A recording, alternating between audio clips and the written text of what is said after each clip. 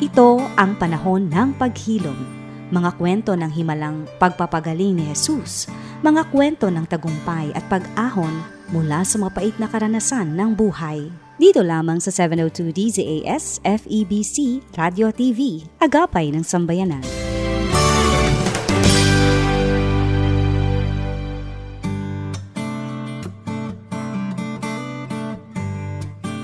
Magandang gabi, Pilipinas, and hello, world! Kayo po ay nakikinig sa panibago na namang Saturday edition ng ating Sa Panahon ng Paghilom, kung saan pinapakinggan ang inyong nararamdaman dito lamang sa FEBC Radio TV.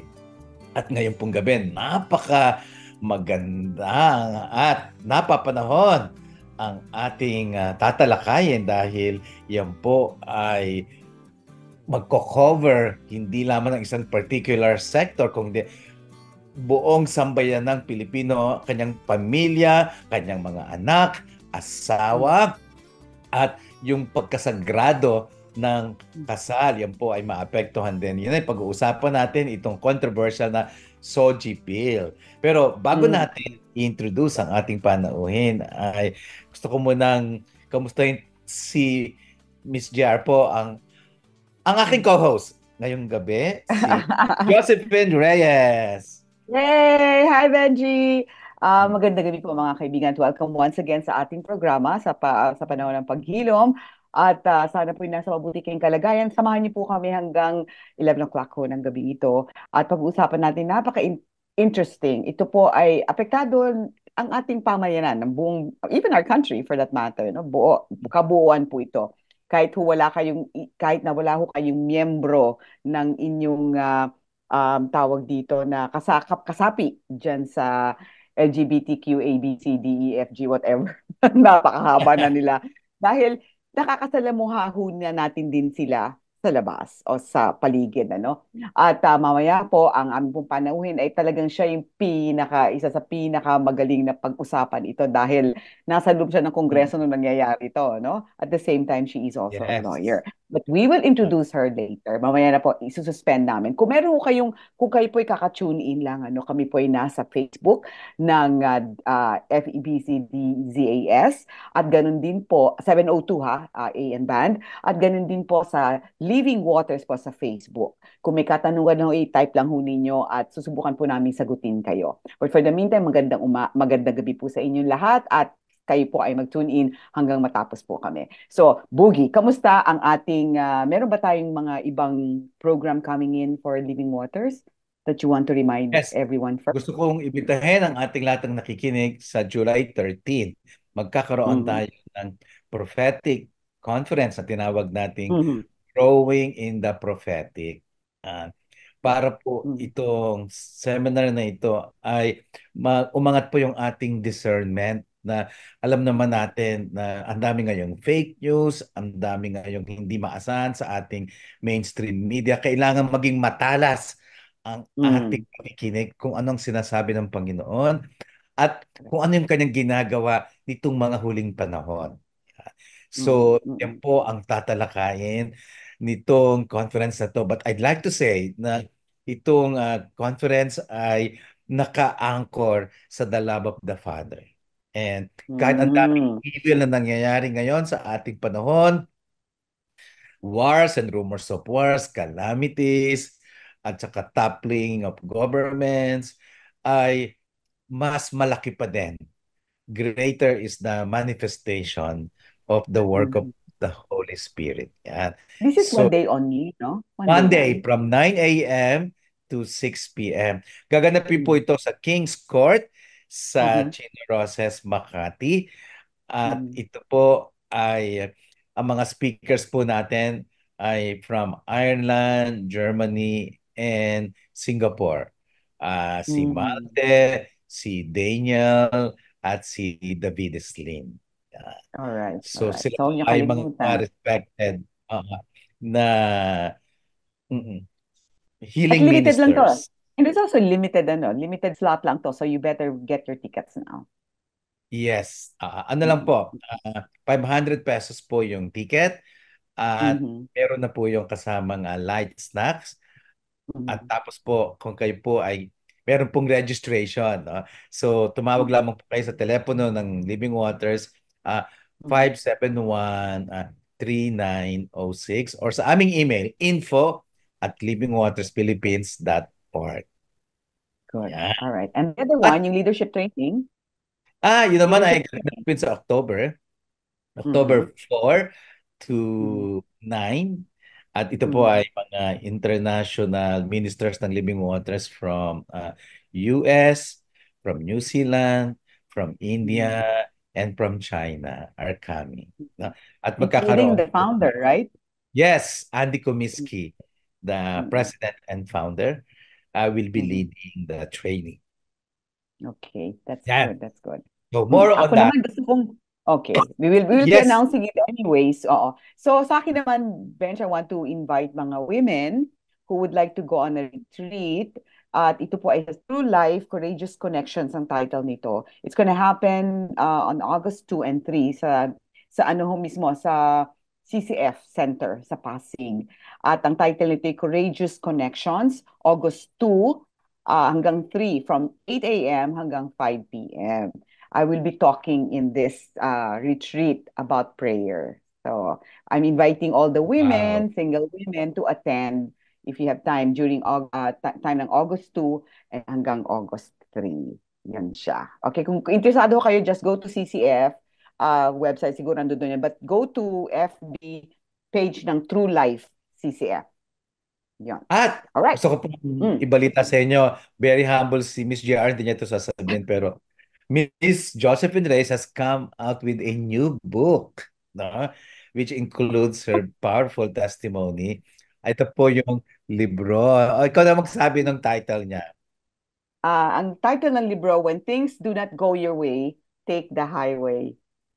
Yan po ang aking book that I wrote last year. Yan. So, yeah, it's only now available in Amazon, but I hope sooner sa Philippines then.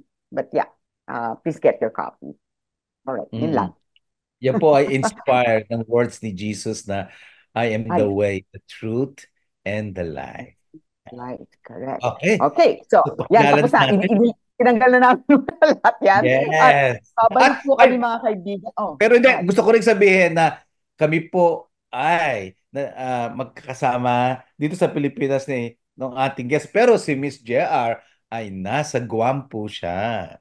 Yan. Half a day. Nasa family ako ngayon hanggang this week lang.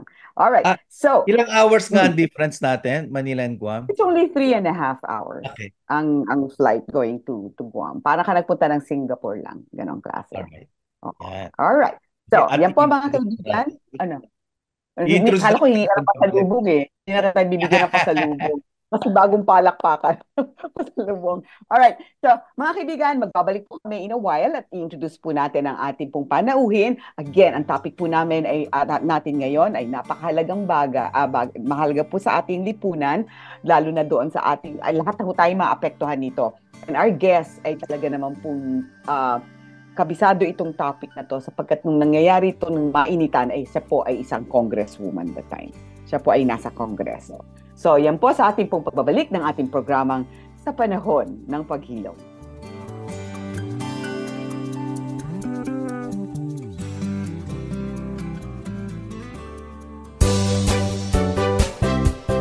Mga kaagapay, may bagong GCash QR code ang FEBC Philippines para mas mapadali at mapabilis ang pagpapadala ng donations gamit ang GCash. Kung hindi pa po kayo pamilyar sa GCash, ito po ay isang mobile app na pwede ninyong gamitin para magbayad ng bills, bumili ng load at magpadala ng pera. At ngayon, mas madali na ring makakapag-donate gamit ang bagong GCash QR code ng FEBC Philippines. Ang bagong QR code ay matatagpuan sa ating website, febc.ph, pati na rin sa official social media pages ng FEBC Philippines. Kung nais ninyong mag-donate gamit ang GCash, siguraduhing isave at iscan ang ating bagong QR code. Ito ay isang magandang paraan upang makibahagi sa ating misyon para mas marami pang maabot ng mensahe ng pag-ibig ni Hesukristo. Maraming salamat po at pagpalain kayo ng Panginoon. Sumasayang papawid mula sa Maynila. Ito ang Far East Broadcasting Company Philippines. FEBC. Himpilang 702 DZAM. Agapay ng Sambayanan. Ito ang panahon ng paghilom. Alright, nagbabalik po tayo sa ating programa sa panahon ng paghilom. At ako pa rin po si Josephine Reyes, kasama natin of course si Benji Cruz. At ang ating pong panahon ay kilalang-kilala na po namin yan eh. Ilang beses na kami nagkasama sa discussion na ito. Lalo na po silang dalawa ni Benji sapagkat ito po ay nakasama na nila sa Kongreso mismo nakikipagbakbakan doon ng discussion about this. Soggy bill ang pag-uusapan natin. So Ben, siguro take it away. Introduce our guest for tonight. So, ito po ay hindi na bago sa inyo at naging panauhin na rin natin dito sa panahon ng paghilom. Siya po ay 3-termer congresswoman noong 2014, I think. No? Correct na lang niya ako sa iba pang mga taon. At siya rin po ang vice chairperson noong House Committee on Women and Equality, I think. At siya po, siya lang yung talaga, kumatanda ko sa hearing, nakita ko siya. Siya po sa aking pagkakaalam ang talagang nanindigan, hindi lang isang legislator kung hindi isang Christian legislator, no? Kahit po siya ay napapaligiran ng mga, sabi nga niya, hindi ko maintindihan, mga abogado naman sila, ba't hindi nila ito makita, no? Pero siya po in the midst of not seeing the truth, siya po nagbigay ng clarity at talaga pong kahit outside the Congress ay lumalaban po siya, kasamahan ko siya rin sa aming pakikibaka doon sa IFP in really fighting against this bill. I-welcome po natin si Congresswoman, attorney, at author, ano rin pala siya, host ng show sa DCAS na Tabas ng Batas. Yan. Chona Gonzales.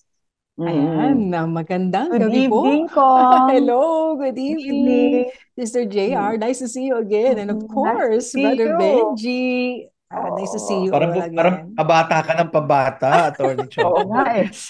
Well, iba talaga pag nagsiserve sa Lord, ha? At saka right. shorter hair, ha? Oh, yeah. Diba? Short and, madaling i-manage. Ayan.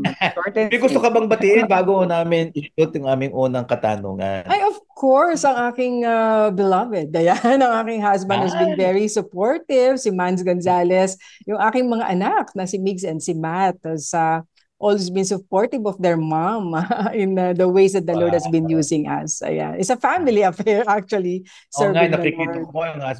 You have 2 sons, no? Malalaki na. Yes. One is taking up law. Oo. And I'm very happy, Kong, that up to now, kahit wala ka sa Kongreso, talagang pinagpapatuloy mo yung iyong advocacy, which is really in your heart that you wanted to pursue this one, no? Yes, so, and not only this, Sister JR, marami pa kasing mga unjust and unrighteous bills eh. So, pinagkatiwala sa atin ng Panginoon ng isang platform.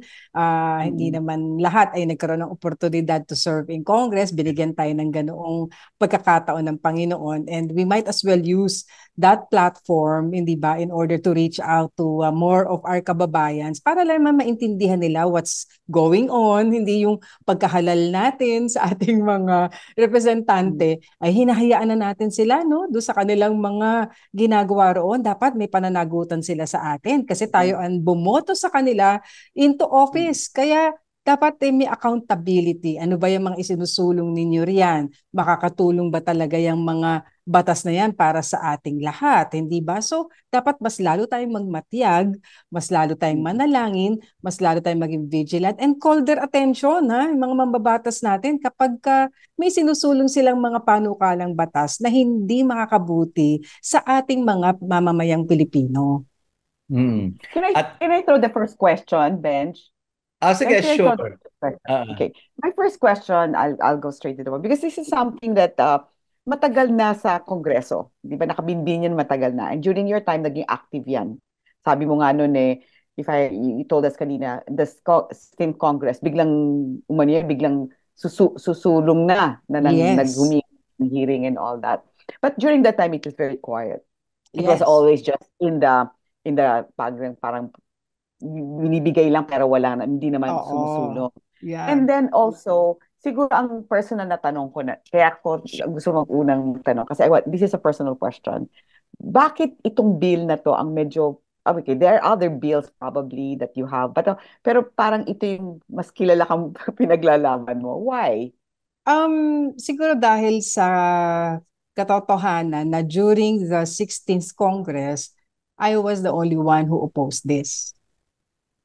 So, sa committee level, no? Kasi hindi siya nakarating sa plenaryo at that time, by the grace of God. Nagkaroon ng pagdinig sa committee ng Committee on Women and Gender, na kung saan nga ako ay vice chair during that time. At sadly, tayo lang yung nagbigay ng mga pagtutol na nakabase sa umiiral na batas at sa saligang batas. Tinututulan natin ito hindi dahil pinili ng ilang kababayan natin na sila ay magkaroon ng ganitong pamumuhay, ganitong lifestyle, ika nga. Choice ng tao yan eh. The same way that we as Christian chose to follow the Lord and surrender our life to the Lord, hindi ba? So, kanya-kanyang pagpili yan. But of course, we are still reaching out to more of our kababayans regardless of the sector, because the love of the Lord, talagang for everyone. Hindi namimili si Lord ng kung sino ang mamahalin. He loves us unconditionally. But, of course, it is our response to accept that love that comes from Him. So, having said that, yun yung isang bagay na sinasabi natin na we are still reaching out to them, but tinututulan natin yung pinapanukalang batas na SOGI bill kasi hindi lang siya, tayo naintindihan natin bilang mga mananampalataya na ito ay unbiblical. Hindi ito sang-ayon sa disenyo ng Diyos, sa pagkalikha sa atin, sa kanyang layunin sa ating mga buhay bilang pagkalikha na babae at lalaki. Malinaw naman sa banal na kasulatan yon. Kaya lamang, higit doon, o sabihin natin, kaalinsunod din noon, kasi ng ultimate reason na yon kung ba't tayo nag-oppose, dahil against the design, the purpose, and plan of God for mankind, which He created as man and woman, or male and female. Ang isang bagay pa kasi ay yung this law, or this bill rather, is infringement tatapak, yuyurak sa ating mga karapatan, so in effect this will create injustice. Yun ang hindi natin nakikita, hindi natin naririnig, pero ito ay maglilikha ng kawalan ng katarungan sa iba at higit nakakaraming mga Pilipino dahil ang kanilang at ating mga karapatan na hindi tayo nabibilang sa sektor na ito siguradong mayuyurakan ng panukalang batas na ito.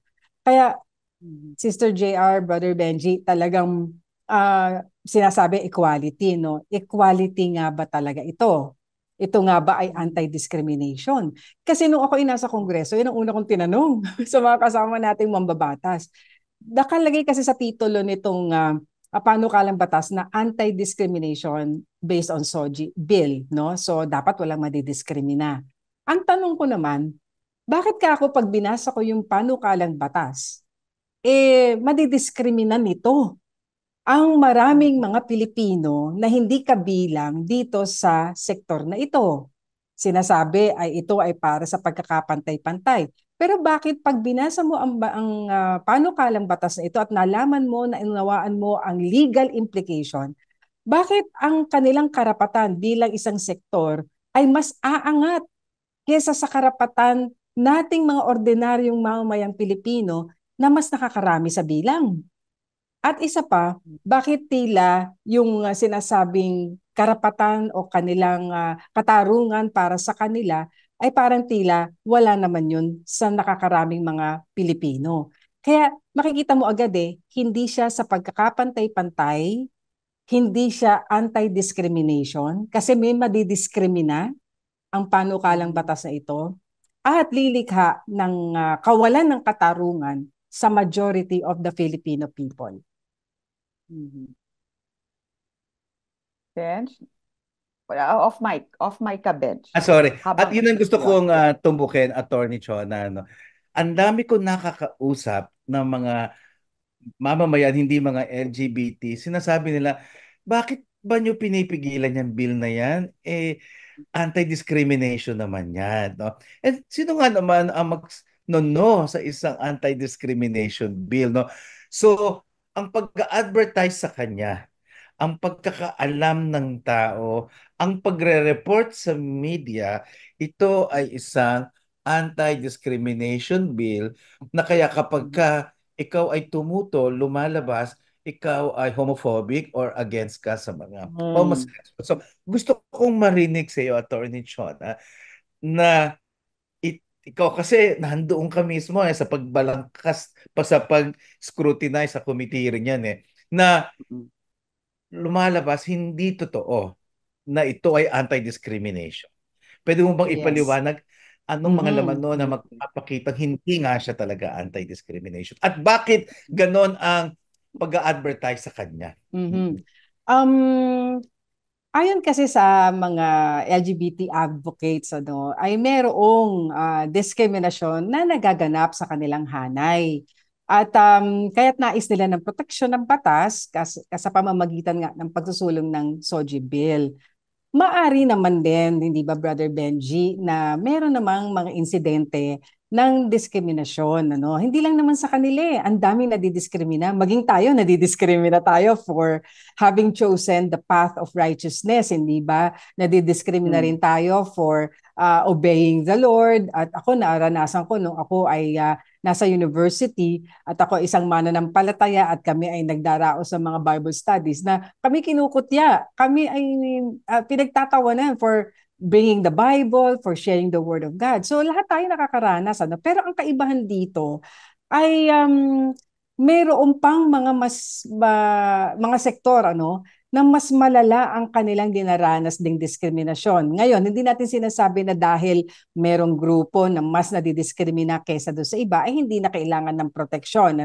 Subalit, sa pagdinig sa komite, nung ako ay naroroon pa, walang konkretong data na naipakita ang LGBT sector kung gaano kalawak at gaano kadalas ang diskriminasyon na ito. Bakit ito mahalaga? Kasi sa anumang batas na isusulong at ipapasa na nais likhain ng mga mabatas at ipatupad, kinakailangan mo ng data. Laging may basihan. Bakit ba kinakailangan ang isang panukalang batas na maging batas? Sinasabi natin kailangan proteksyonan natin dahil may diskriminasyon sa LGBT sector. Di dapat, yun ang unang nilang ipakita. Ano ang datos? Luzon, Visayas, Mindanao. Gaano kalawak, gaano kalalim, gaano kadalas nangyayari ito. Pero gusto ko rin bigyan ng pansin na ngayon may mga umiiral na batas na tayong lahat ng mga Pilipino ay napoproteksyonan.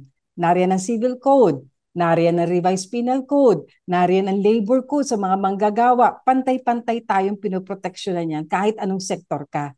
Higit sa lahat, ang ating saligang batas nagtatakda ng proteksyon para sa lahat ng Pilipino nasaan mang bahagi ng mundo. Basta Filipino citizen ka, lahat ng nakasaad sa Bill of Rights ng ating 1987 Constitution ay para sa iyo. Protektado ka, pantay-pantay tayo ng karapatan bilang mga Pilipino. In fact, gusto ko lang bigyan ng pansin, Article 2, Section 11. The state values the dignity of every human person, and take note, nakalagay dito, guarantees full respect for human rights. Nasa konstitusyon yan. Hindi pa ba sapat yan para sabihin na ang lahat ng Pilipino, whether mabata ka, matanda ka, babae, lalaki, anumang sektor ka, protektado ka ng konstitusyon natin. Ginagalang yan at kailangang, sabi nga rito, values the dignity of the human person, pagpapahalaga sa dignidad ng isang tao at ginagarantihan ang respeto, full respect pa ang sabi, for human rights. At kalakip na dito, ang bawat karapatan ng mga Pilipino. Ngayon, doon sa karapatan na yan, syempre, meron ding obligasyon. Hindi ba bilang mamamayang Pilipino, may karapatan tayo, pero meron din tayong obligasyon. At ang hangganan ng ating mga karapatan ay kapag yung karapatan ng iba, syempre, nag-uumpisa na. No? For example, syempre, yung limit lang kasi absolute right, hindi ba? Wala namang absolute right. So yung rights natin may limitation. Yes, nasa Constitution yan, nasa mga batas natin yan, but merong limitasyon ang bawat karapatan. My right ends when the right of my fellow human being begins. Ngayon, iyon ang problema. Dito sa SOGI Bill, ang mapapansin natin dito, hindi siya anti-discrimination kasi discriminatory to the majority of the Filipinos. Hindi ito equality bill kasi magpapalaganap ito ng inequality o kawalan ng katarungan sa nakakaraming Pilipino. At ang gagawin ng panukalang batas na ito, aangat ang antas ng karapatan ng isang sektor, in this case, LGBTQI+, na magdudulot ng hindi pagkakapantay-pantay sa batas ng bawat isang Pilipino. Kaya ang tunay na katanungan na dapat na matanong natin, Brother Benji and Sister JR, paano nga ba maapektuhan ng panukalang batas na ito ang mga karapatan natin bilang mga Pilipino? Kasi malinaw na konstitusyon, umiiral na batas, pantay-pantay lahat tayo dyan. So ba't kailangan pa ng SOGI Bill? No. So ano ang layunin? Ano ang gagawin ng SOGI Bill? Ano ba nakasaad dito? So nakalagay rito na itong anti-discrimination bill na ito sa ating pagsusuri at pag-aaral will actually promote discrimination. Papaano? Hindi lang discrimination, po-promote ito ng inequality and injustice. Ang tanungan natin, di ba, Brother Benji, sa komite, bakit naman po ninyo kami paparusahan? Itong SOGI bill na to, no? Bakit naman sa pamamagitan ng isang panukalang batas na ganito, ay paparusahan ninyo kami na gumaganap lang at tinutupad lang namin yung aming mga karapatan bilang isang Pilipino? Ano-ano yan? Religious rights. Right to speech, di ba? Right to worship, right ng parents, rights ng mga employers, rights ng mga eskwelahan, rights ng pamilya. Ang dami nating masasagasaang mga rights ng mga karapatan. Ine-exercise lang namin itong rights na ito na binigay sa amin ng konstitusyon at ng batas. Ba't mo naman kami ipe-penalize dito sa pag-exercise ng rights under SOGI Bill? Okay, tagdo ko, Congresswoman Attorney Chona. Attorney Chua. Chona. Let's give an example, no? Kasi meron yata kayong mga disagree, may mga 7 points or how many points that you have or you disagree about, no? Let's be specific. Like for example, sa mga we're Christian, namaman, Benji, help me in that Tagalog. Mana ng palataya. Oo. Siguro before, yes. How is it going to affect us? Oo. Marami doon, pagdating doon. Lahat halos naka-anchor doon. But I would like to point out yung mga glaring talaga. No? Kasi, for example, nabanggit ko to kasi sa kanila sa committee noon. Sabi ko, bakit kapag ang nadiskrimina ay ang members ng LGBT sector, ang kanilang hinihinging damages ay 100,000 pesos to 500,000 pesos. At meron pa imprisonment na up to 12 years. Pag yan daw ang may severe na penalties, not even Exactly. Pag sila ang nadiskrimina, pero take note, pag tayo na hindi kabilang sa LGBT sector ang nadiskrimina, ano lang ang pwede nating hingin na penalty? Ang Article 20 ng Civil Code nagsasabi, every person who, contrary to law, willfully or negligently causes damage to another shall indemnify the latter for the same. Ano ibig sabihin? We can only ask for damages. Tapos ikaw pa ang magpo-prove sa court kung gaano in monetary consideration ang amount ng damage caused to you because of a discriminatory act, because of an act of, let's say, something that causes damage to you. Kita mo doon pa lang yung discrepancy Bakit pag sila ang nadiskrimina, ito ang penalty? Samantalang Half a million pesos pag sila, ha? Oo. pag kami nadiskrimina, damages lang. Hindi, tsaka Brother Benji, yung kulong na 12 years, hindi biro yan, ha? Oo. So, samantalang majority of the Filipinos, pag nadiskrimina sila, nagdiskrimina tayo, we can only ask for damages, ipoprove mo pa sa court yung amount. Ngayon, hindi lang yan. Ito pa isang glaring, ano? Because of limited time, kaya we have to go straight to the very glaring ones. For example, arrest. Ito will be very problematic for law enforcement agencies. Ito ang injustice na mangyayari. Yung kanina, inequality di ba? Yung kanina, kitang-kita natin. Ba't magkaiba ng penalty pag kami na-discriminate at pag kayo na-discriminate, di ba? Ito pa, isa at matindi to. Nakalagay sa panukalang batas ng SOGI bill that the person with SOGI cannot be arrested. Ito ang term, ito yung words na nandoon. Regardless of the presence of or regardless of legal or factual basis. Imagine, talagang na-shock talaga kami as lawyers. Wow. Kasi meron tayong tinatawag na warrantless arrest. Meron tayong arrest ng private citizens kapag nakita mo na witness mo red-handed in flagrante delicto in the act, di ba? Pwede ka mag-aresto niyan, nasa batas natin 'yon. Ito nakalagay. They cannot be arrested regardless of legal or factual basis. Tapos sasabihin niyo sa akin, this is for equality, that this is for justice. Paano yun kung let's say may nagawa ang sino man sa sektor na yan na paglabag sa batas? Hindi sila pwedeng arestuhin, hindi sila pwedeng panagutin sa batas dahil lang SOGI, dahil lang sila ay nabibilang sa LGBT sector.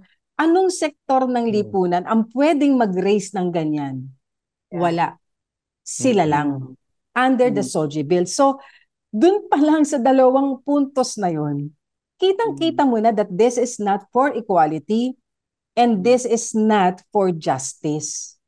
Kung kaya talagang ating tututulan. At mind you, wala namang SOGI rights. Meron lang human rights. Right, correct. Now, let's go again. I go back to the church. How will it affect and then next yung family, no? Yes. First, how will it affect naman as a Christian, like the Bible and all that?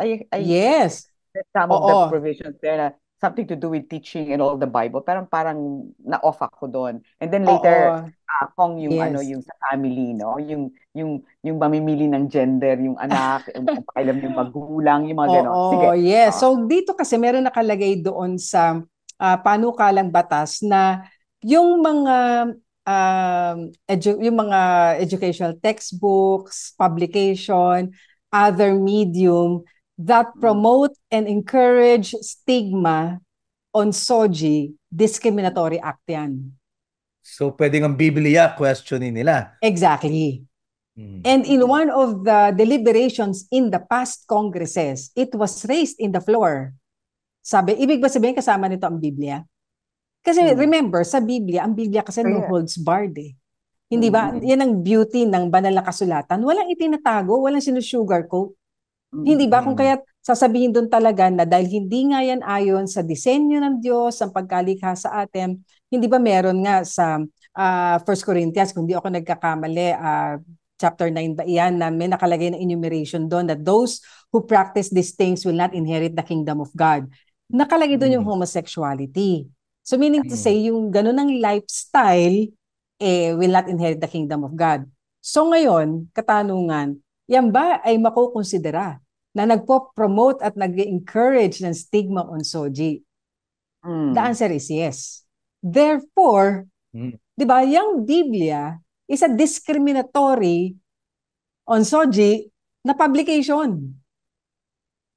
So, anong implikasyon yan? So, pwede siyang maban? Pwede siyang maban? Ganun ba? Di ba? It can go to that extent. It can go to that. I mean, kasi it's, pag kasi binasa mo ang panukalang batas, para siyang harmless.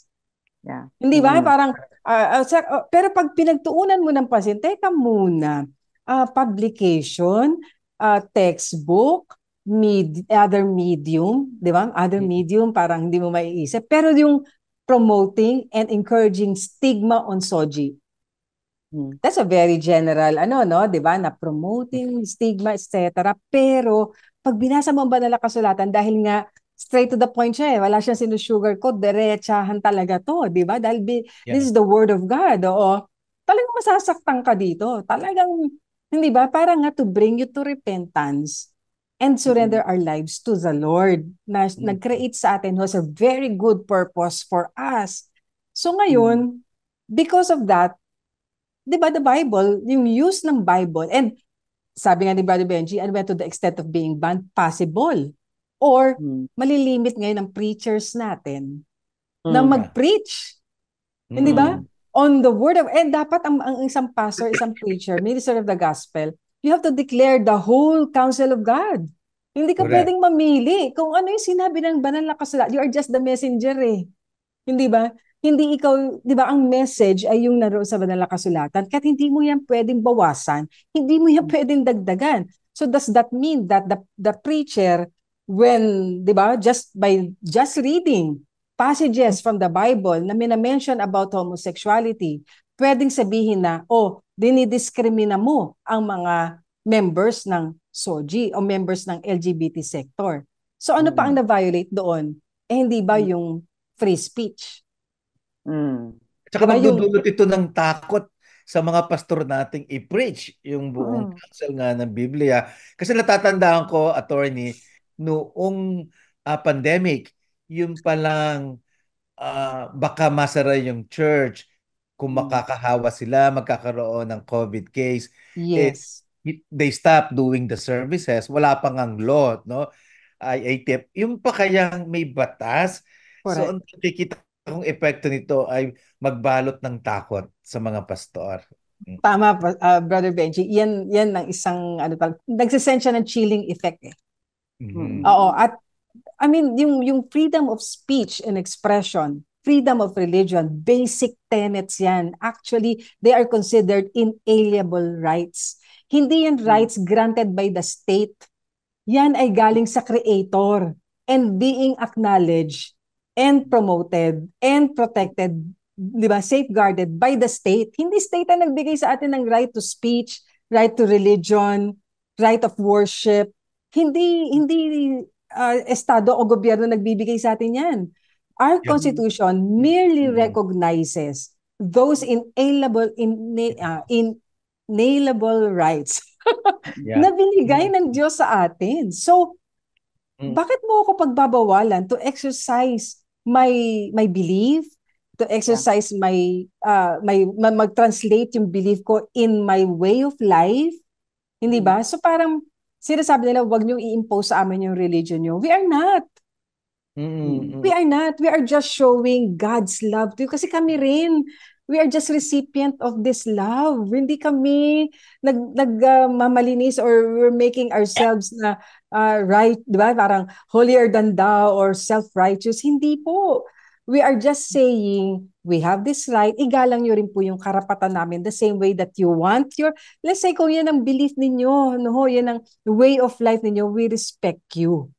May mga batas tayo protecting yung mga choices natin, but huwag naman to the point na infringe nyo naman at saklawan ang karapatan naman namin to worship and act on the basis of our worship and to speak, di ba? Yeah. On what we believe based on what the Bible says. Kasi we are Christians. So, this is a Christian nation, hindi ba? So, kaya isang aspeto yon na napakahalagang na-bring up natin dito kasi talagang susipilin yan ang ating right and freedom to speak.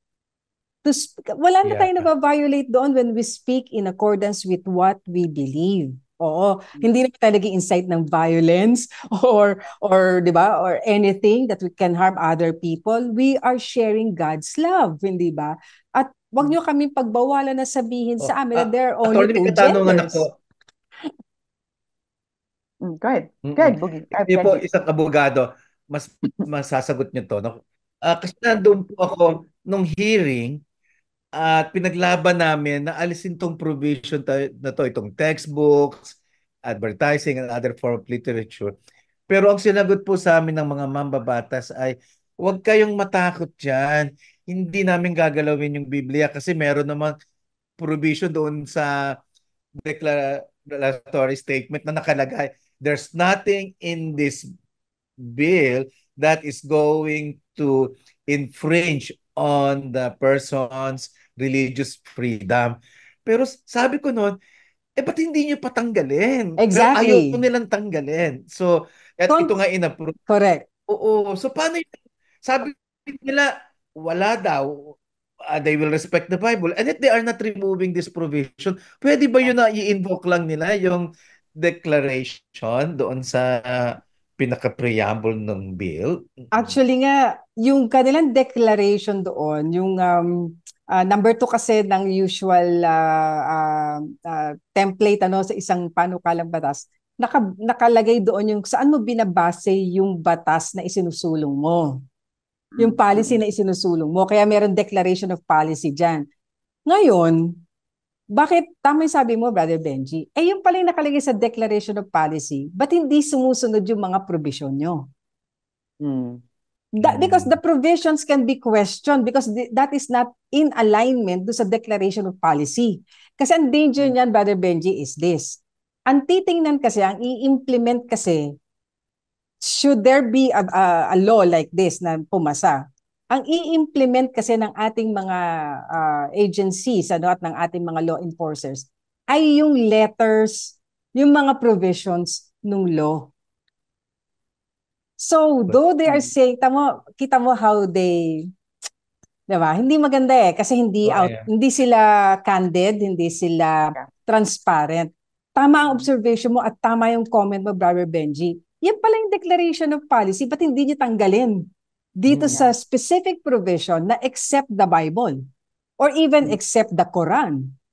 Kasi I understand this is not also being sanctioned by the teachings ng Quran.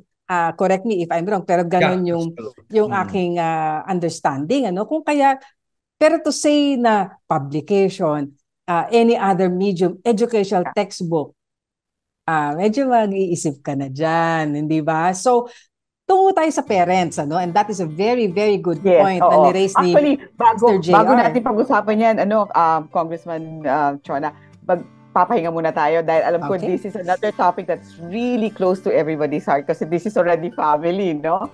Yung mga karapatan, lalo na ang mga magulang. Oo.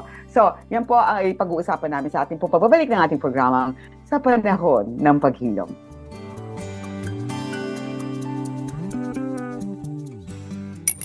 Puno na ba ang inyong mga piso para sa Radyo Coin Banks?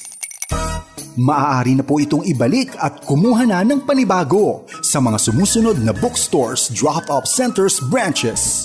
Praise Christian Bookstore, CLC Karuhatan at Malolos branches, PCBS branches, Mandaluyong, Masagana, Monumento, EDSA Cubao, Eton Centris, SM Fairview, SM Marilao, SM Dasmariñas, Los Baños, Santa Rosa, Imus at sa Back to the Bible Bookstore tuwing Miyerkules hanggang Biyernes lamang.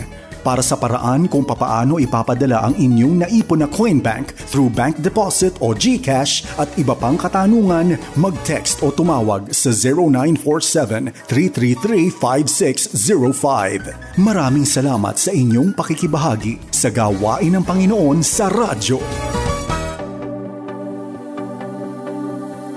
Siyang nagpasimula hanggang matapos, siya rin ang magpapala. Sa kanyang 76 na taong pagbabahagi ng mabuting balita ni Kristo para sa mundo.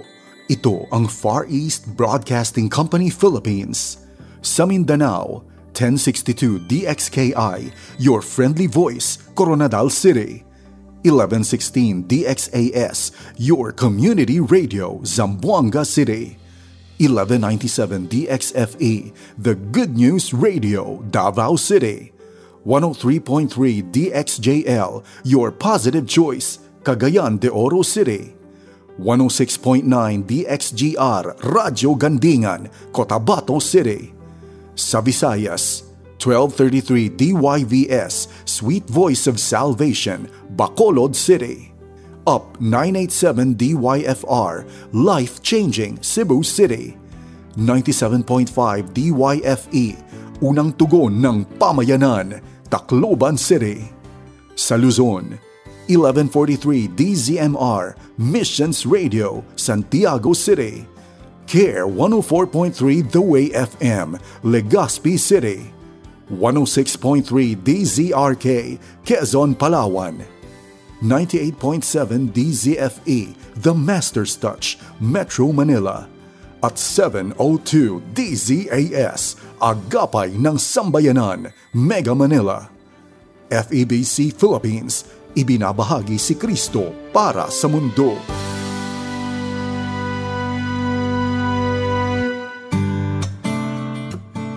Ito ang panahon ng paghilom.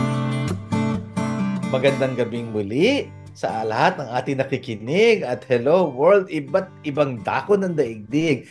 Kami po'y bumabati sa ating mga OFWs na napaka-faithful na nakikinig sa panahon ng paghilom. At ngayon po ay nasa huling yugto tayo ng panahon ng paghilom at tinatalakay po namin ang mainit at laging pinag-iinit, no? Dahil may mga bagong developments na talagang medyo mas matapang at agresibo ang pagpupush na ma-approve. Ito nga po ang SOGI Bill. At bago po tayo nag-break, may katanungan si Miss Josephine Reyes. Anong epekto nito sa mga magulang at sa mga anak sa ating pamilya? Teka muna, bago mo yan isagutin gusto ko lang sundutin yung sinabi, in-open na discussion kanina ni Benji with regards to yung binabrush off lang nila yung mga batas. Alam mo yung during the time na may hearing, parang, walang kwenta yan. Okay lang yan. We will respect that and all that, no? At saka yung usapin ngayon, when you really go to the internet and listen to the LGBT who's actually discussing it, even the media people, they will say, alam nyo, napaka yung LGBT, ito pa ang mga words na ginagamit ng ating mga kabaro, Benji. Sasabihin nila, this is a topic, gender is a very complicated topic. And I say, how can it be a woman and a man complicated? Yeah. How can you complicate that issue, man and woman? Tapos, I mean, they make it like, they if they wanted to make it easy, parang, okay lang yan, sunod tayo. Okay, wag. Pero pag pinahirapan nila kung ano nung pinagsasabi nila to make it just in favor para sa kanilang pag-iisip, which is really very unfair. Okay, now let's go to the parents. Just like, dugtungan ko lang din yung sinabi mo, Sister JR, na parang binabrush off, siniset aside, parang wala lang yan, they take it so lightly. No? But then, di ba, we who knows kung ano talaga ang nangyayari, we have to be really very vigilant. Kasi ganyan din ang sinabi sa akin, na, payag ka na dyan, sa ano na yan, wala naman same-sex marriage dyan. Wala naman nakalagay, di ba, ganyan. Thinking na yun lang yung ino-objectionan ko. But the thing is, the entire bill is very discriminatory to the majority of Filipinos. Yes. It will, sabi ko nga, I cannot overemphasize the fact na it will create inequality, injustice sa ating mga Pilipino. This is a civil rights issue. Kaya kailangan natin gumising, karapatan natin ang masasaklawan dito at tiyuyurakan. Kaya kailangan natin magsalita laban dito. So ngayon, nung sinabi nila na hindi raw kasama yung same-sex marriage, may nakalagay doon, di ba, Brother Benji, na prohibitory act yun o discriminatory act kapag dininay sila ng any kind of license. O ano ba yung... Ganun kasi usually, ika-couch nila in general terms. Yes. Na walang specifics. Ngayon, syempre, as a lawyer, alam mo na pag may prinsipyo sa batas na that which is not excluded is deemed included. Para sa publication din, hindi mo in-exclude ang Bible, di kasama yung Bible doon sa mga discriminatory na mga publications. So, ganun yon. Kaya hindi ako talaga mapapapayag. Ngayon, with regard to parents, this is something very close to our hearts as parents. Sabi, ang unang foundation is parents have been given the God-given authority. Di ba tayo ang binigyan ng otoridad ng ating Panginoon to guide. Of course, andun siyempre love. To love our children because they are our inheritance. Hindi ba? Ngayon, andun din yung right to discipline, to guide, to correct. Hindi ba? Yung ating mga anak. But the SOGI bill says it is discriminatory for a parent, discriminatory acto. If a parent prevents a child from exhibiting LGBT tendencies. Parents will be penalized. Again, what's the penalty? Up to 12 years imprisonment, up to 500,000 pesos fine. For merely exercising their right over their children as provided by our laws and given by God. Imagine, ine-exercise ko lang, ginagampanan ko lang yung aking karapatan bilang magulang sa aking mga anak, na hubugin ko sila sa pamamaraan hindi ba na nais ko, at based sa aking personal conviction, at in this case sa aking Christian values. So ibig sabihin nito, I want a practical application of this. Meron akong 4-year-old son na nagdamit babae, nag-cross-dress. Tapos gusto raw niya maging girl. Ako naman, bilang magulang, sinabi ko sa kanya, hindi anak, ikaw ay lalaki, hindi ka babae. At nagsumbong siya sa teacher niya. Pwede pala akong mademanda doon. Yes, pwede kang panagutin ng SOGI bill, again, with 12 years imprisonment, by just being a parent, By just being a parent, a dutiful parent, ay pwede ka i-penalize up to 12 years. Pwede kang pagmultahin ng up to 500,000 pesos. Samantalang meron tayong batas na umiiral ngayon, ang family code, ang ganda-ganda nito, no? And I would like to take a note, Article 220, and sabi rito, parents and those exercising parental authority shall have, with respect to their children, the following rights and duties. Batas to, Family Code, Article 220. Ito ang sinasabi, keep them in their company. So we have, as parents, we have to keep our children in our company, support them, educate, and instruct them. Take note, ang kasunod. Instruct them by right, precept, and good example, and to provide for their upbringing in keeping with their means. Pangalawa, give them love and affection, advice, take note, advice and counsel, companionship and understanding. Pangatlo, ito napakalaga at gusto ko i-highlight, to provide them with moral and spiritual guidance. Meron pala, di ba? Kinikilala ng batas. Family Code, Article 220, na dapat i-provide ko ang aking anak ng moral and spiritual guidance. Tapos, iko-correct ko yung anak ko na, let's say, kasi ang mga bata naman, di ba, Brother Benji, siyempre, hindi pa nila talaga alam, hindi ba, ang mga bata. Kaya kailangan ng guidance nating mga magulang. At ngayon, napapatunayan na sa ibang bansa, sa US, sa UK, sa Europe, na yung mga bata, dumadaan lang sa stage na kumbaga minsan parang tomboyish. Minsan parang, gusto, hindi man porke humawak yung lalaking bata ng isang manika, ibig sabihin ay, di ba, yun na yung kanyang inclination.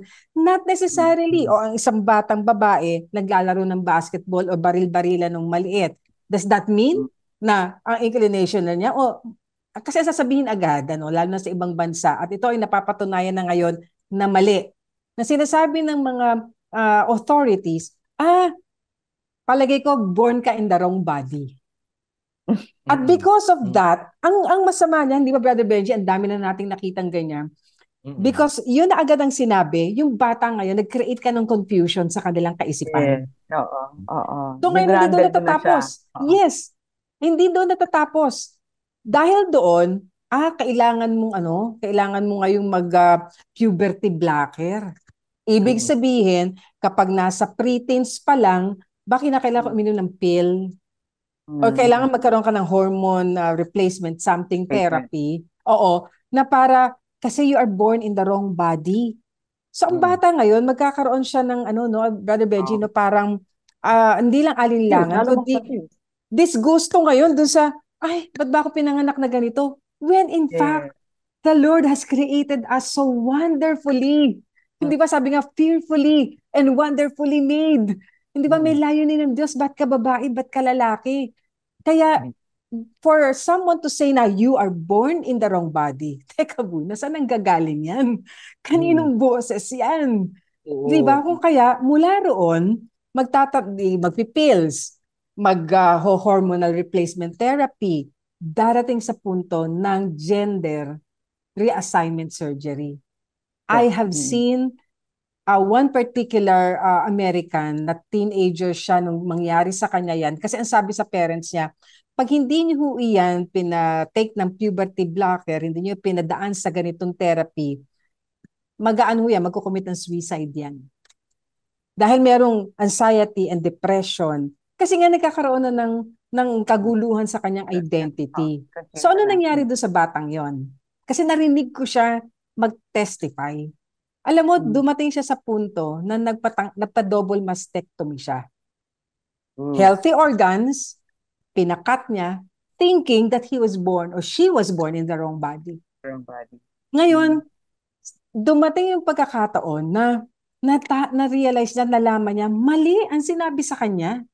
Kung kaya't ngayon nagde-transition siya at napakarami ngayon sa UK, i-google lang ng mga listeners natin, makikita niyo ang dami nagde-transition.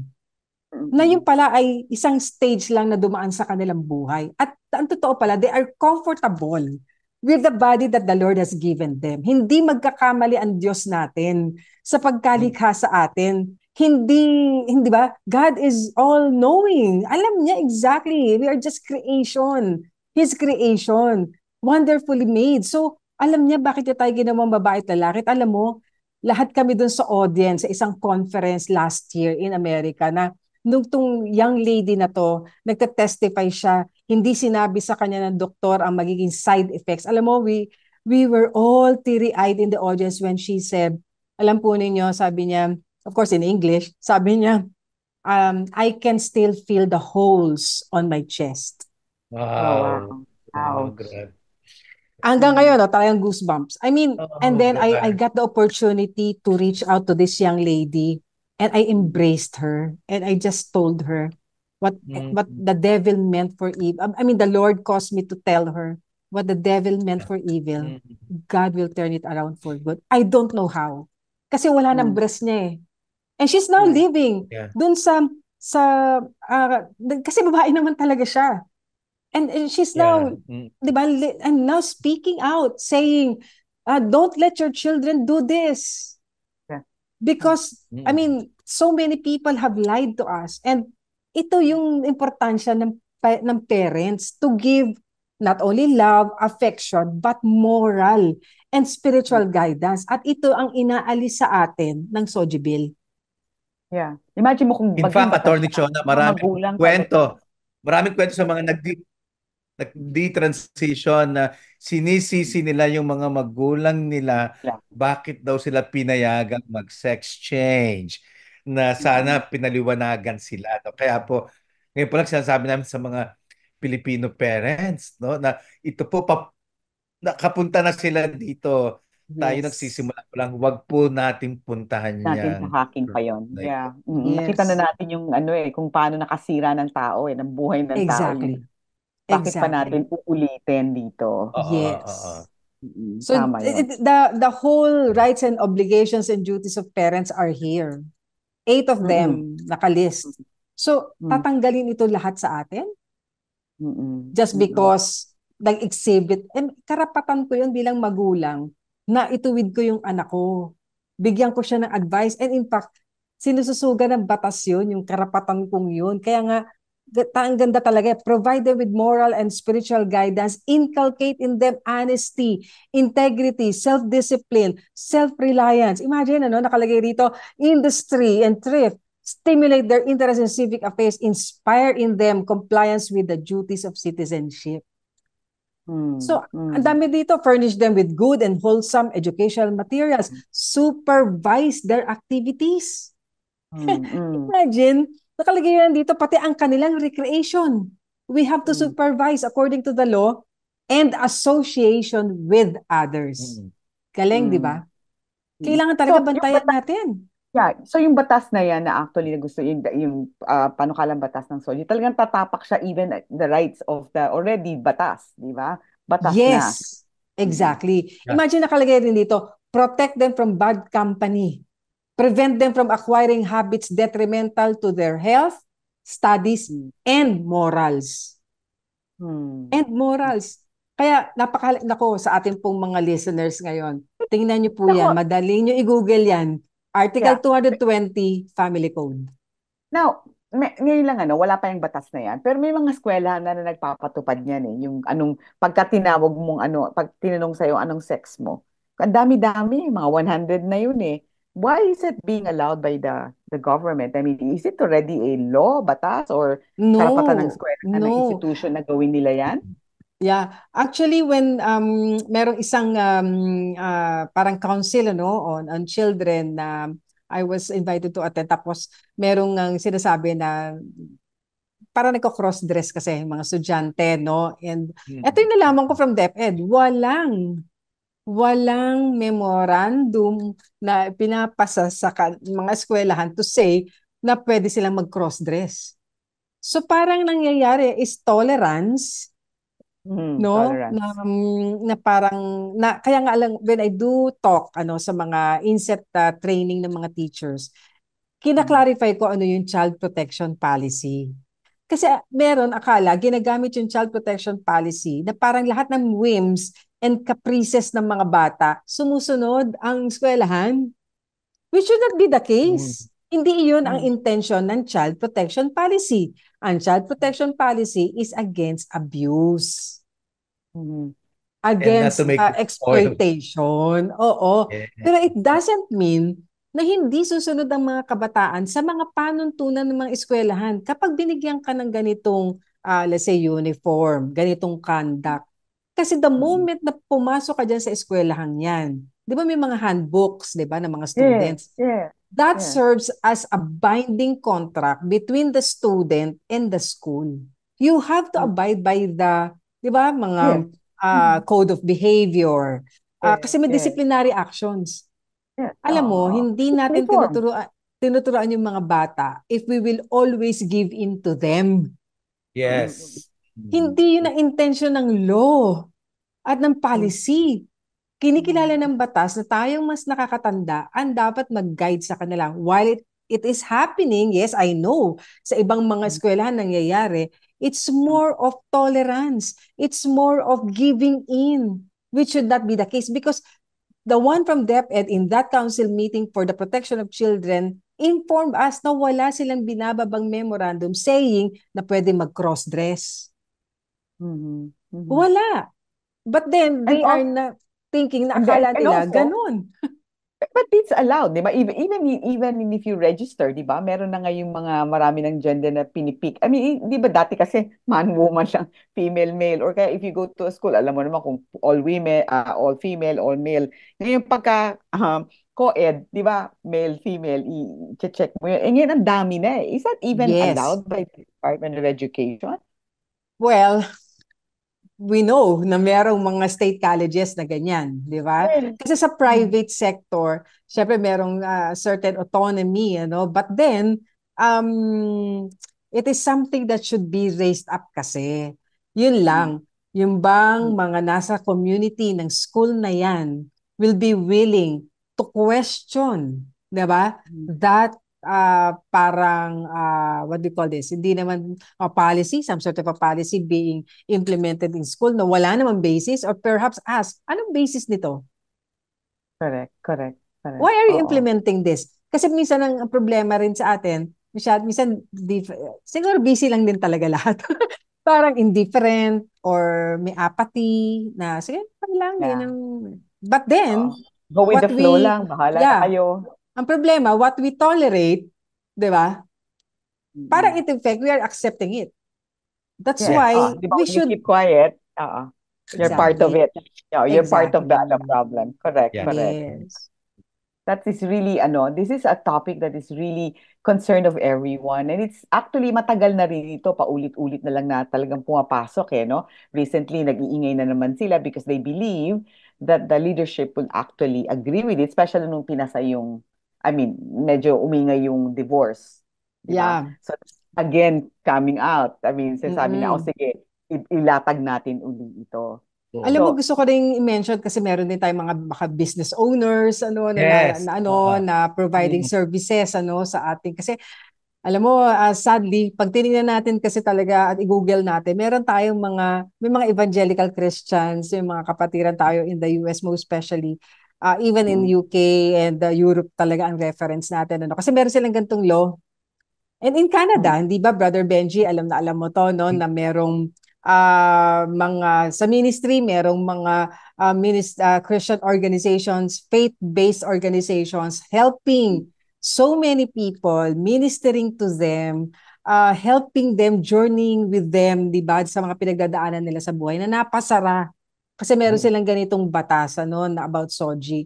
Ang business owners, meron tayong mga kapatiran sa ibang bansa na for example, ito famous, lagi naririnig. Hindi ba yung mga cake decorators, no? Na si Jack Phillips, kung naalala nyo, na siya ay may pumunta sa kanyang same-sex couple at gusto ay magpagawa ng isang cake na parehong lalaki ang nando sa top ng cake. Ngayon, labag yun sa kanyang religious convictions at meron siyang right, no? Right to religion, and right to kasi pag sinabi mo right to religion, hindi lang belief yan. Kung hindi act on that belief. So may action. At yun yung action niya on that belief na pagpasensyahan niyo na magalang naman siya. Sinabi niya na pumili na lang kayo ng ibang mga cakes dito and anything, pero hindi ko lang magagawa yun kasi it's against my read. Dapat, hindi ba dapat sa isang 'di ba? Talaga naman diverse tayo eh. Iba-iba tayo ng pinanggalingan, iba-iba tayong kinalakhan, iba-iba tayo talaga ng panuntunan sa buhay. Pwede bang maggalangan na lang tayo? I mean, meron namang iba na pwedeng gumawa noon sa kanila na hindi ma-violate yung kanilang religious conviction, pero bakit pinipilit nila itong mananampalataya na ito na labagin yung kanyang personal faith and conviction and belief na at pinupuwersa sila hanggang ngayon sa korte. Nakarating na sila ng Supreme Court. No, pero nanalo si Jack Phillips sa ibang mga kaso.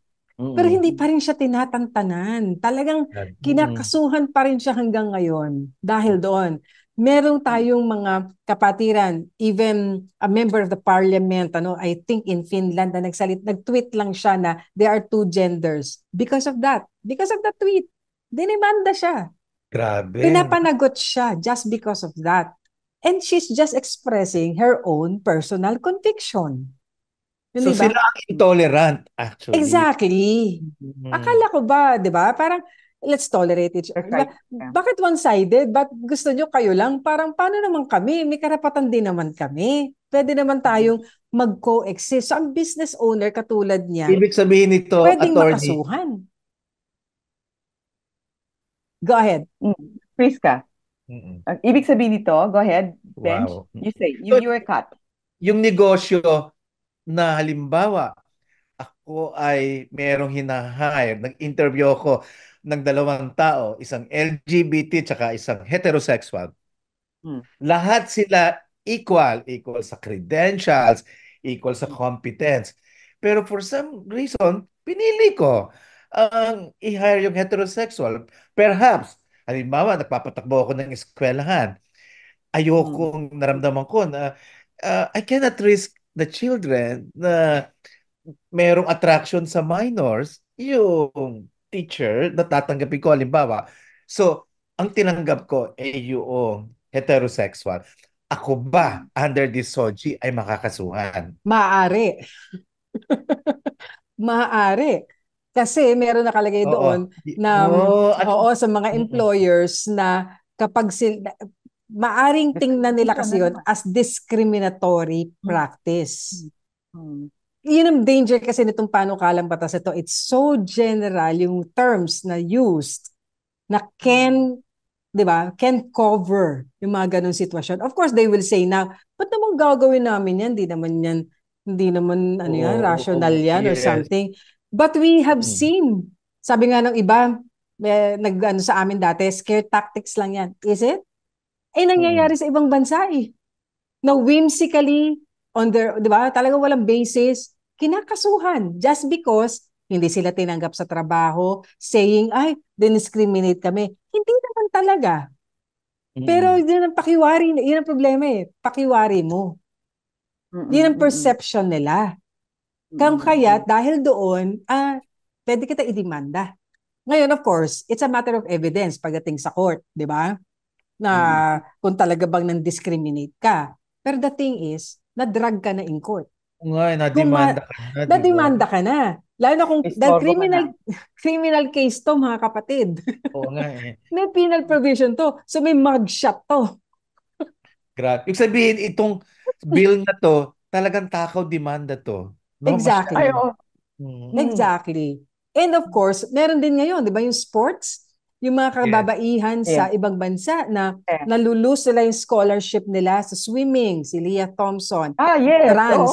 trans woman, na siya pala noong competing sa male category, parang hindi siya nananalo, hindi siya nagpe-place. Nung lumipat siya, sinabi niya, hey, trans ako, etc. Lumipat siya dito sa women's at inalaw siya kasi sa women category, di nag-champion siya. So ngayon sila, Riley, I forgot your name, si Miss Riley, na competing them all her life training. Siya ngayon na nag-speak out saying na we have to protect women's sports. Kasi let's face it, iba po ang pagkalikha sa kalalakihan at sa kababaihan. The Lord designed us that way. Yeah. Hindi po pwede. And ito pa, meron yung mga yung mga martial arts competition. Imagine, lalaki na nagsabi na trans woman sila. Yes, I see that. Yes, oo. Ang daming na-injure ng mga women athletes kasi naman iba ang lakas naman talaga ng lalaki physically. Grabe, no? It's so insane. Lalo na simpleng ito, ha? I mean, I would, ngayon yung mix ang pumapasok sa banyo. Diba? Exactly.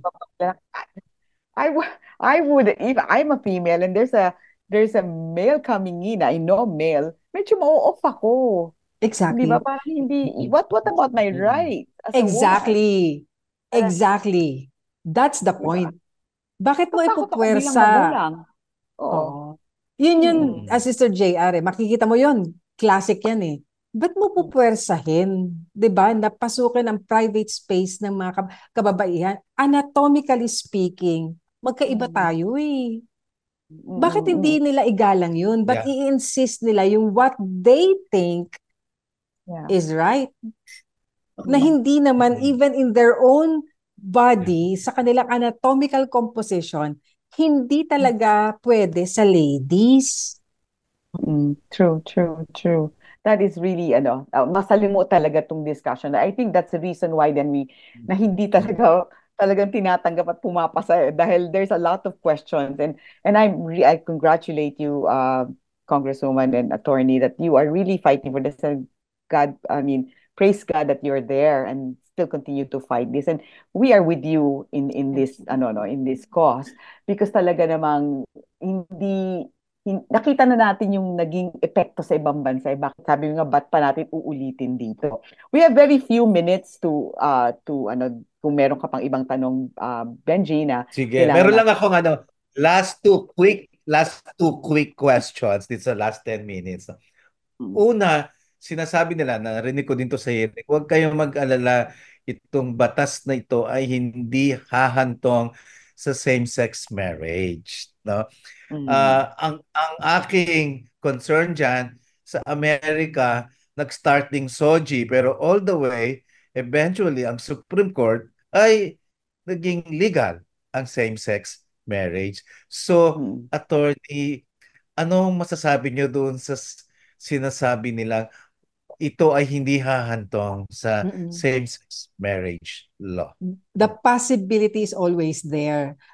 Doon sa version sa House of Representatives, di ba, nilagay nilang exception yung marriage license. After we brought it up and by saying na, anong walang same-sex marriage? Sabi nyo, they cannot be denied. The person with SOGI cannot be denied any kind of license. I mean, pag sinabi mong any kind of license, then that includes marriage license. So ngayon, nilagay nila except marriage license. But the problem is, yung version na nasa Senate, walang exception.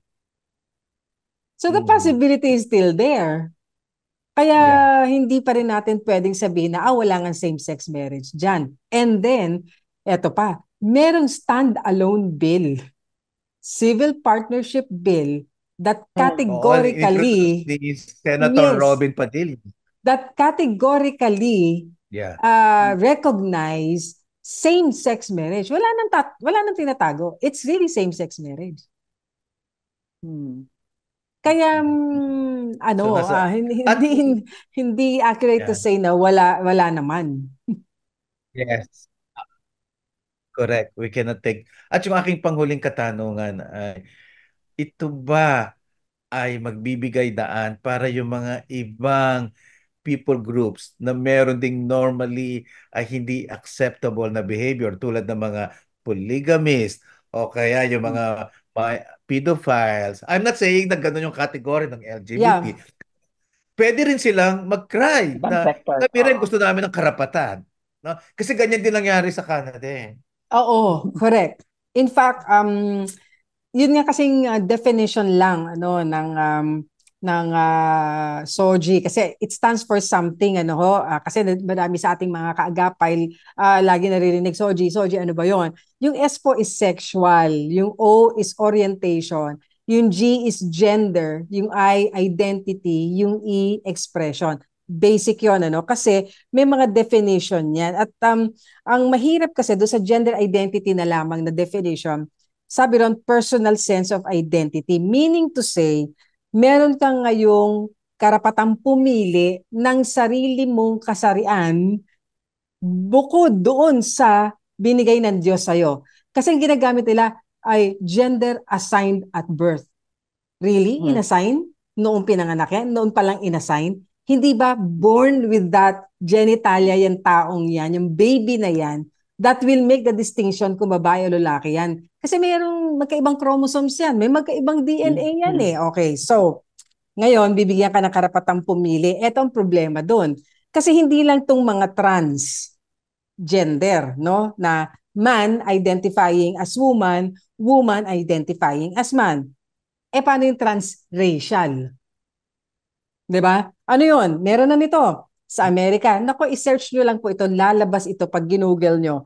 Isang black person identifying as white. At ito pa, may isang American identifying as Filipino. Yes, meron yun. Meron yan, di ba? Ali Sa, yan. I think, Florida ba siya? And dahil ba doon, dahil in-identify niya ang sarili niya, ay, gusto ko, Pilipino ako. Ibig ba sabihin ay lahat ng rights ng isang Pilipino ay pwede nang ibigay sa kanya just because in-identify niya ang sarili niya as Pilipino? Paano kung gusto nating identify ang sarili natin na American? Pwede ba tayong pumunta sa US, sabi, American ako eh. Di ba? Can you just say just because pinili mo sa sarili mo, American ka na? Or siya man, American siya, identify niya as Filipino? Ganun na lang yun. Meron pa, trans-able. Ito, lalong magulo to, no? Able-bodied individuals. Maayos sila. Hindi sila pinanganak na mayroong physical disability. Pero, because they identify as disabled, meron nang nangyari nito na mutilate nila yung sarili nila. Merong, pero ano nila yung mata nila para mabulag sila or 'di ba para malumpo sila. I don't know how they do that to themselves, 'di ba? So, meron ganyan. I-Google niyo po trans-able, trans-age, a fully grown man. Nako, eto sa Canada to, Brother Benji. Married, nasa 50 years na itong mama na ito. Nako, pag tinignan niyo po yung picture. Married with kids. Nag-identify siya as a 6-year-old child na batang babae at inadapt pa siya. She's wearing a girl's dress na may ponytail, etc. And, okay, so ito pa. Trans-species. Ito, in relation sa nasabi ni Brother Benji na paano pag yung pedophiles, etc. Patungo yan dyan eh. May trans-species. Ito, i-Google nyo rin po kasi nangyari to sa Europe. May mga nagprotesta na trans-species. Alam yung ginagawa nila? Mga tao to they are barking. They are barking as a way of protest. I-Google nyo po. man does not identify as human but as an animal. May makikita kayo dyan, lalabas na nagpaiba ng mga ipin nila, nagpatato ng mga dots dahil para silang tiger. Yes. I've seen that. So, Cat, cat, alam po dog, ninyo, alam niyo na po kung sino ang author ng kaisipan na ito. Di ba? The Lord came to give us life and have it abundantly, but the enemy came, the thief came to steal, to kill, and to destroy. Wow. We really have to pray. Nako, ang ganda ng discussion. Napakaganda. Alam mo, we want you to go on and on and on, pero tayo. Pero siguro kung may isang punto sa ating pag-uusap dito ko nakita yung truth no scripture na kapag tayo ay nag-disobey sa disenyo at kalooban ng Panginoon, nadadarken yung reasoning natin na we think we are wise. We call even ourselves enlightened, but actually we become fools. Tulad nga ng mga example ni attorney. No? So, hindi katulad talaga ng mga testimonies ng mga kapatid natin, di ba, na who accepted the Lord, napabuti ang mga buhay, napaayos, hindi ba? We just pray, no, para sa ating mga kababayan na they have to be enlightened about this. And I would like to thank you sa panahon ng paghilom for having this mini forum kasi it's really important to know what is being pushed in Congress. At kasi bago maging batas, kasi pag naging batas na, di ba, it will, di ba, require a mandatory compliance from all of us. So ngayon pa lang po, alamin na natin at aksyonan po natin. Kasi siguro po, sa akin naman, ang natutunan ko dito, kailangan talaga, we should not be quiet about this. We should be talking about it para maintindihan. Yes, and I would like to thank Brother Benji, makasama po natin sa Body of Christ, na nagbigay po ng oras. Ang dami nila. Nagbigay po ng oras for our briefing before magkaroon po ng kaalaman patungkol dito. Then they took time. Brother Benji took time together with the rest of our brethren to attend Senate hearing, House of Representatives meeting, committee hearing, so that they can articulate our objections. Valid objections po ito kasi legal. Ito po ay hindi lamang moral and ethical and spiritual, but legal. At nandun po sila no, to express all of this because this affects all of us. Yes. Thank you again, Attorney Chona, and thank you so much for having the pleasure. Pero before that, yes, i-request natin JR's manalangin. Pwede ba? Attorney, can you pray? Okay. Yeah, sige, for this OG bill to be tayo defeated. Tayo manalangin. Panginoong Jesus, tulong po ng Banal na Espiritu Santo, kami po ay dumudulog ng may kapakumbabaan at patuloy namin dinedeklara ang inyo pong kapangyarihan, ang inyong lordship, ang inyong kingship, ang inyong sovereignty over the Philippines, O God. Panginoon, tunay nga po na mayroong pagkakataon na kami, O Diyos, ay inyo pong hinayaang makatayo sa plenaryo at idineklara ang 10 Commandments in the whole of the House of Representatives in 2010. Kasama ang mga kapatiran, Panginoon, na nanalangin at kami po yung nagkaroon ng intercession. Panginoon, we just pray, O God, that that act of worship, that act of prayer and intercession and prophetic act, Lord, be honored, Lord. At patuloy po na dinedeklara namin na walang panukalang batas na hindi ayon sa inyong banal na salita at kautusan ang maipasa at makapangyari sa aming bansa sa pangalan ni Jesus. As we made that declaration in the halls of Congress, Lord, saying that heaven and earth will pass away, but your word will never pass away. In fact, your word, Lord, will come to pass, O God. Lord, dalangin po namin ang aming mga mambabatas.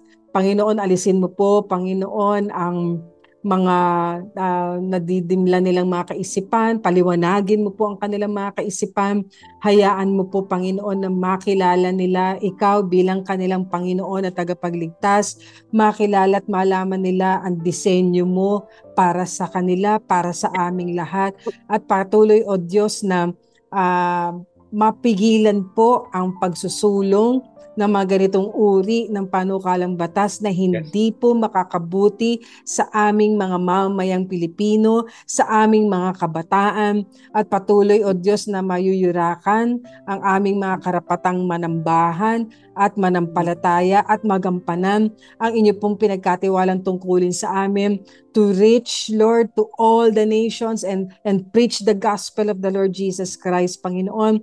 Dalangin po namin ang katatagan ng bawat isa sa patuloy na paglaban sa panukalang batas na ito. Patuloy niyo pong kasihan ang aming mga efforts. Paliwanagin niyo rin po ang aming mga leaders in Malacanang, sa executive branch, sa judiciary, at dalangin po namin ang Senate President, dalangin po namin ang Speaker of the House, ang lahat po, Panginoon, ng mga LGU Chief Executives, Panginoon, dahil may mga ordinansa, Panginoon, ng SOGI sa kanilang mga lugar.